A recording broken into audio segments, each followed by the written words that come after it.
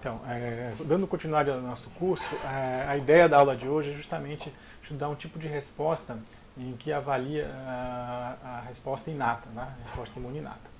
É uma das respostas mais importantes, visto que a entrada do micro-organismo e causar doença necessita de uma interação entre uma microflora normal, né, que não é comensal, e o homem, que isso resulta no que nós chamamos de uma infecção, né, que nada mais é que a invasão ou colonização no nosso corpo por organismos que podem causar problemas sérios de saúde.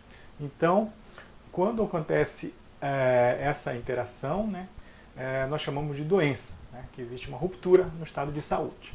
Então, o modo como a doença se desenvolve é chamada patogênese. Então, todos os mecanismos envolvidos, desde a entrada do hospedeiro até a sua multiplicação e estabilização no hospedeiro, isso determina a patogênese. Essa entrada dos patógenos, ela se dá por vários mecanismos, né? Então, ao longo da nossa existência, muitos mecanismos de proteção inespecíficos, chamados assim, né, e que é considerada a resposta inata, ela evita justamente que muitos desses micro-organismos se multipliquem de modo perigoso ou lesivo ao nosso organismo. Então, por exemplo, a pele, né, ela exerce um papel importante justamente para evitar a entrada e a colonização, né, de micro-organismos. Então é um mecanismo, vamos assim chamar de superfície ou mecânico, que evita justamente assim, que essas bactérias ou vírus ou outros patógenos possam colonizar e causar problemas de saúde. Além da pele também, a mucosa, né, ela, dependendo do local onde estiver, exerce um papel fundamental na diminuição da carga de patógenos em nosso organismo, né? Então, no trato respiratório, né, é conhecido, por exemplo, que a tosse ou mesmo os movimentos microciliares levam muitos dos patógenos que entram através da respiração para fora do nosso organismo, evitando a colonização e, consequentemente, evitando a infecção no futuro. Além disso, cada órgão, trato, tem uma características, né, importante, como, por exemplo, o trato gastrointestinal, onde o peristaltismo elimina muitas bactérias, a própria presença do suco gástrico, com uma elevada acidez, não permite a colonização, a multiplicação de micro-organismos patogênicos, e isso evita justamente a colonização e, porventura, também a presença de bactérias comensais, né, no intestino grosso principalmente, evita a proliferação de outras bactérias patogênicas, né. Um exemplo muito clássico é quando você toma algum tipo de antibiótico, às vezes, para um determinado tipo de problema. Esse antibiótico destrói ou diminui a microflora intestinal. Isso permite a colonização de outros patógenos que são mais perigosos, assim, que podem causar doenças até a morte. No trato urogenital também, né, a presença das secreções endocervicais ou mesmo espermático elimina muitas bactérias, muitos vírus, e isso diminui a carga desses patógenos e melhora, vamos assim dizer, a nossa imunidade. A própria conjuntiva ocular, ela, na sua lubrificação, ela evita a presença, né, a lágrima, ela tem um pH mais baixo, então com isso evita a colonização principalmente de bactérias patogênicas ou vírus. Então, essas barreiras anatômicas, né, por exemplo, a própria pele com a sua presença de células mais queratinizadas, né, e com a ausência de receptores, isso evita justamente a presença desse tipo de situação. O mucoperistatismo e o epitélio, né, ciliar, eles também causam as barreiras eles são barreiras anatômicas importantes no nosso dia a dia para evitar o estabelecimento ou a presença de bactérias patogênicas ou outros agentes infecciosos. As barreiras internas, como por exemplo a hematocefálica, a placentária, elas evitam justamente a presença e a colonização de agentes infecciosos dentro de sistemas nobres como o cérebro, como a própria placenta que alimenta o feto. Isso evita justamente muitos problemas de saúde no nosso dia a dia de uma maneira não específica. Além disso, né, além dessas defesas, né, muitos outros elementos fluidos, como por exemplo ácidos, sais biliares, enzimas e proteínas surfactantes, previnem, né, a adesão das bactérias, das células do hospedeiro, né, e inativa ou mesmo inibe a replicação de muitos agentes patogênicos. Então, de uma maneira inespecífica, isso na nossa proteção. Um outro fator importante, né, é a presença justamente de uma barreira microbiológica chamada microbiota normal. Essa presença dessas bactérias, por exemplo, no intestino e em outros locais, elas evitam justamente que sítios de adesão ficam presentes e facilitam a adesão de bactérias e que também como produzidas microbicidas como licomicinas, que é por E. coli, isso justamente competem, vamos assim dizer, com...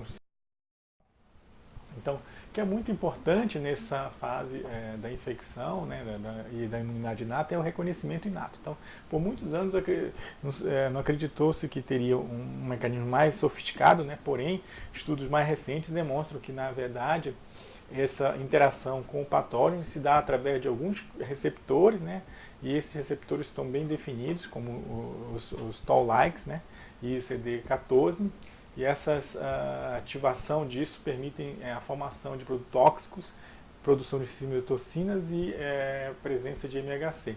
Então, esses PAMPs são chamados assim porque é da sigla de padrões moleculares conservados presentes em patógenos. Os Toll-likes reconhecem esses PAMPs e isso acaba sendo um fator importante nessa resposta de reconhecimento inato. Leva à presença de muitas bactérias e padrões de reconhecimento, como por exemplo a LPP, que é a proteína ligadora de LPS, que interage com a LPS e direciona para o Toll-like do tipo 4. A própria proteína C reativa, quando reconhecida, facilita a ativação do complemento e, consequentemente, a opsonalização contra bactérias. As lisozimas, né, elas competem e fazem lisosmótica. E as lectinas, né, principalmente a MBL, que são ligadoras de mannose e fazem ativação do complemento. Importante também contra vírus, principalmente as defensinas, alfa e beta, né, que apresentam um efeito microbicida. Essas defensinas são, na verdade, peptídeos antimicrobianos, né, e que resistentes a proteases, tanto a alfa como elas estão presentes, né, nas células da pele, neutrófilos e células intestinais. Elas se ligam à barreira externa da bactéria, quebrando justamente essa barreira e aumentando a permeabilidade e a morte celular. Por exemplo, levam ao rompimento da membrana celular viral e a ligação da gripe suína, como por exemplo a GP120 do HIV. Além disso, né, essas defensivas têm efeitos quimiotáticos, né, como inflamação e reparo, e induzem a produção também de L8, linfócitos beta, B e interferon gama e L2. Essas alfa-defensinas, aqui mostradas esquematicamente na parede, né, elas são apolares, então elas, na presença de uma polaridade negativa, elas se ligam e rompem, vamos assim dizer, essa barreira dessa membrana, então permitindo justamente a entrada de íons e outros líquidos, justamente para fazer com que aquela bactéria ou o vírus sejam destruídos. Então, outro exemplo, né, muito também estudado, é no HIV, né, justamente que a presença dessas alfa e beta defensinas, né, se ligam à GP120 do HIV, né, vocês já tiveram essa aula com o Dr. Bosco sobre a GP120. Então, a presença dessa defensina juntamente ligada à GP120 faz com que uma alteração membrana viral e, consequentemente, destruição ou a abertura, como vocês podem ver aqui, que é rompimento dessa membrana e justamente a entrada de líquidos e íons que facilita a destruição dessa partícula viral. Além disso, né, tem as cateicidinas, né, que são aminoácidos pequenos, são peptídeos de 37 aminoácidos, que também são secretados por células epiteliais e neutrófilos, e juntamente atuam, né, junto com as defensinas, né, essas cateicidinas, e atuam sinergicamente.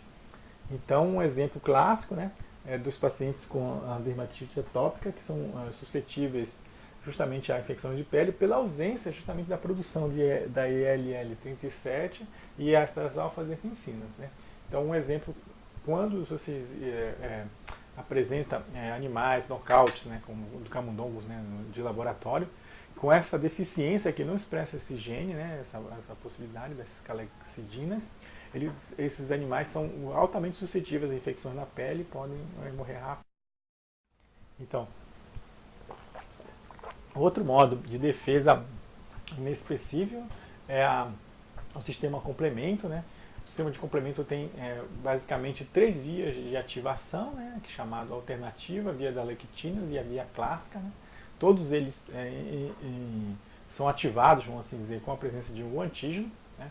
No caso, a lectinas a MBL, no caso do via clássica do curto do braço, do complemento da fração 1, pelo próprio anticorpo, né, que vai se ligar àquele antígeno, e a presença da fração 3 do complemento, pela presença de água. E com isso faz com que haja essa ativação de toda essa cascata, né?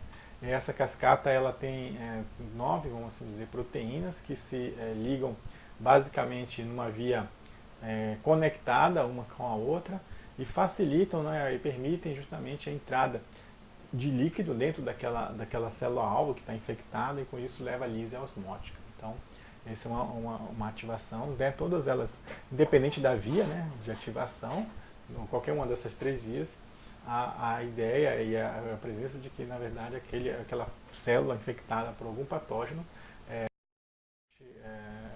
celular.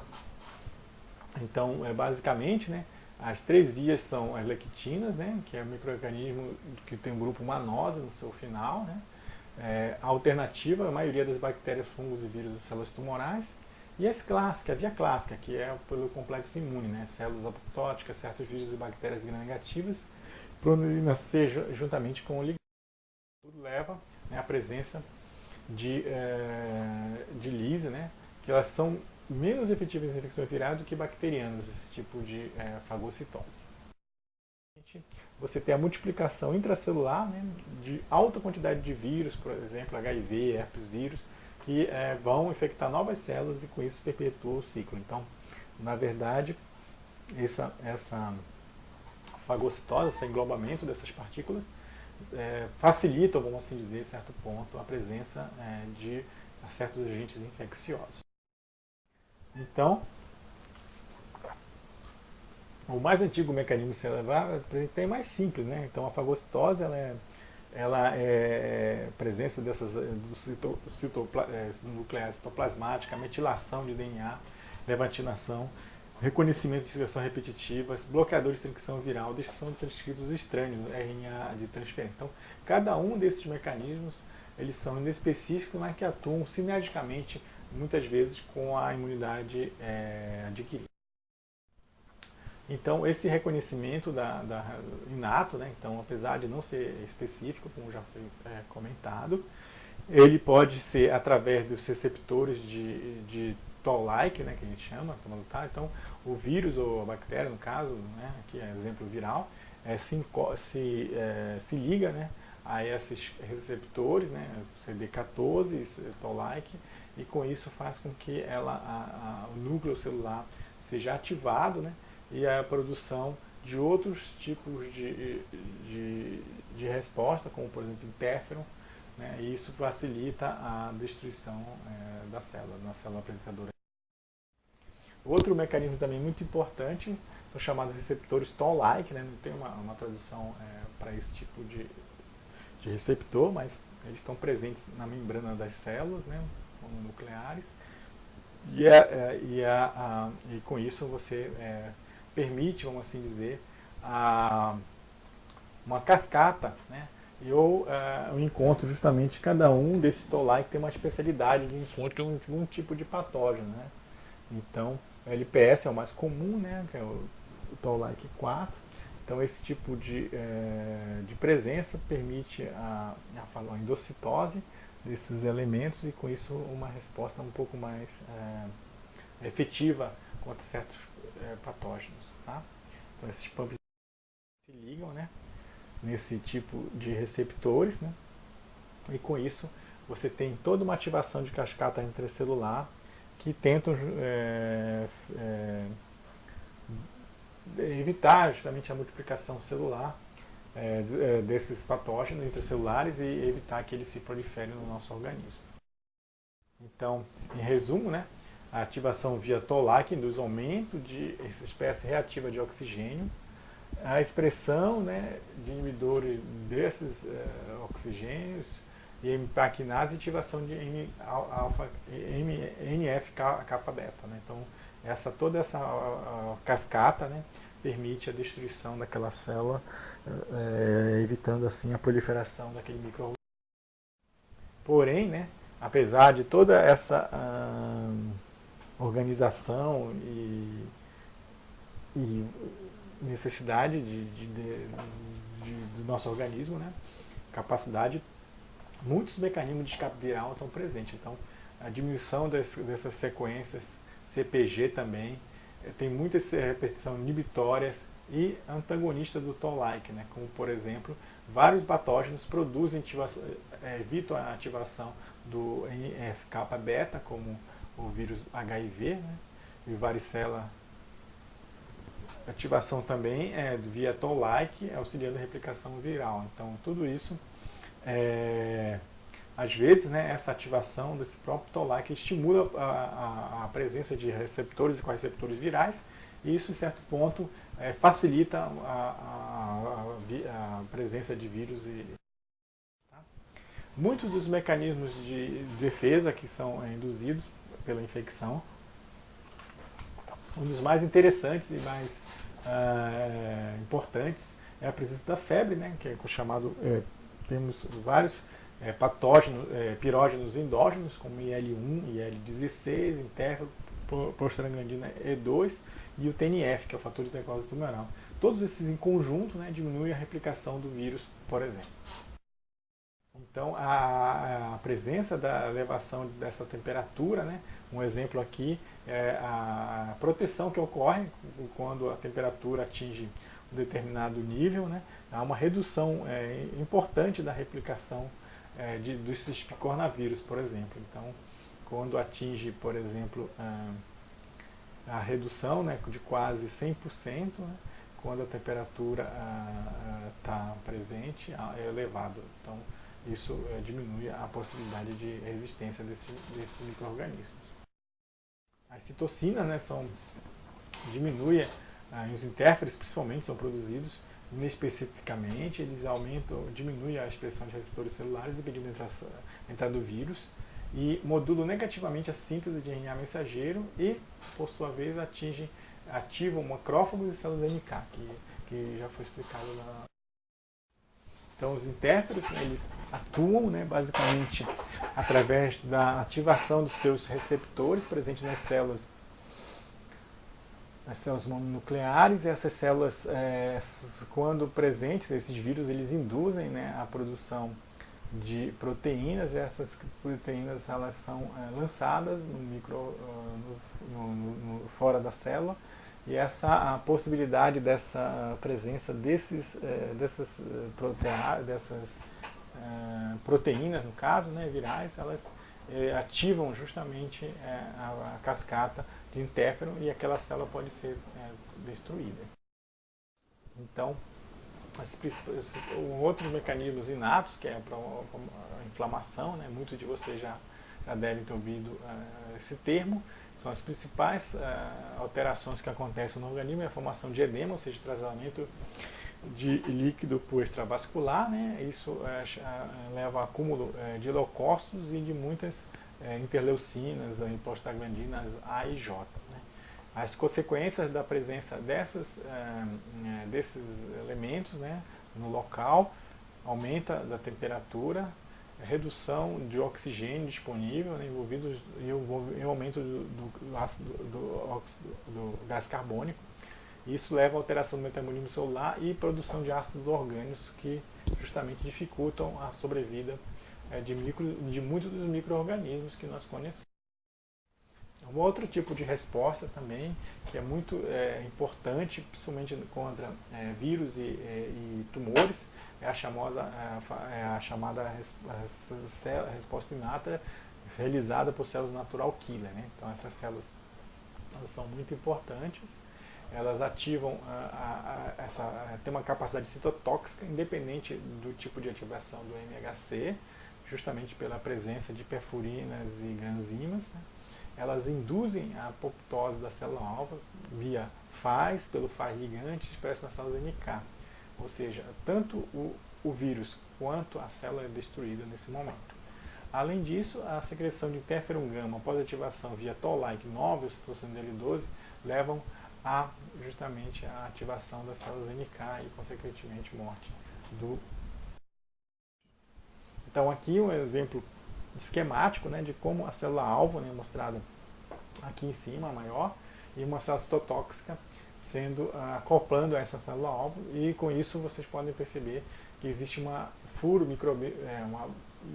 uma lesão importante, né, justamente na parede celular da bactéria ou do vírus, e isso leva à destruição, entrada de íons e outros elementos dentro daquela célula-alvo, e leva à destruição do patógeno. Então, esse é um mecanismo importante, né, da ação das células NK, e que, principalmente em tumores, né, ela faz uma vigilância fundamental.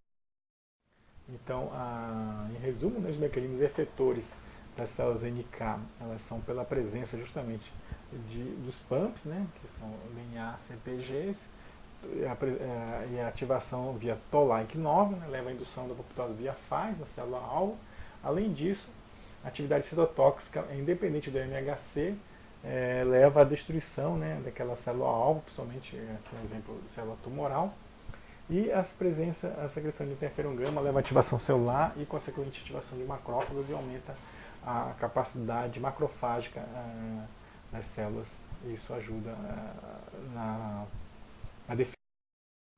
Então, um pouquinho mais de perto aqui da resposta inata, né? Então, a atividade citotóxica das células NK, ela tem um encontro assim, com a célula-alvo.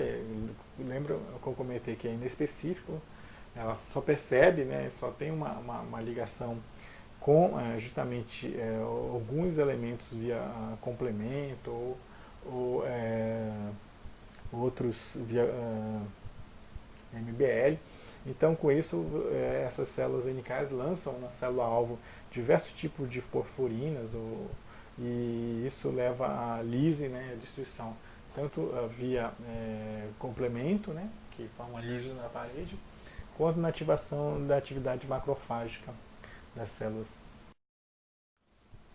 Além disso, né, existe um elo, né, importante entre a resposta nata e adaptativa, chamado linfócitos beta 1. Tá? Então, a presença justamente de polissacárides, né, no receptor de células beta, B, né, leva a encontro, né, principalmente na célula de pleural, produção precoce de anticorpos de baixa afinidade da classe IgM, e isso facilita, vamos assim dizer, a resposta imune contra o elemento mais específico. E também a presença de linfócitos T, gama-delta, né, que são com receptor gama-delta, são células CD8 positiva ou negativa, mas que são encontradas principalmente no epitélio e no intestino delgado. É um repertório um pouco mais restrita. A via de apresentação não precisam da via de MHC, né? Tem uma resposta citotóxica também importante, e liberam, né, fatores de crescimento e levam, com isso, o controle da proliferação e diferenciação de várias células epiteliais. Então, esses linfócitos gama-delta, né, eles regulam diretamente a lise das células efetoras através da supressão de células T, elas antagonizam citocinas tipo THU, regulação via APC local. Além disso, elas atuam diretamente sobre a regulação da citólise das células epiteliais e reparo das células epiteliais, ou a regulação através do FAS ligante, né? Além disso, ela evita justamente o fluxo, a chegada de neutrófilos, né? Isso ajuda evitando uma resposta mais acentuada bacteriana, por exemplo. Então, em resumo, né, a resposta imune inata é um conjunto de mecanismos que estão presentes e prontos para atacar o invasor ou qualquer elemento, desempenham um papel importante tanto no controle da infecção nas fases iniciais como durante a resposta adaptativa.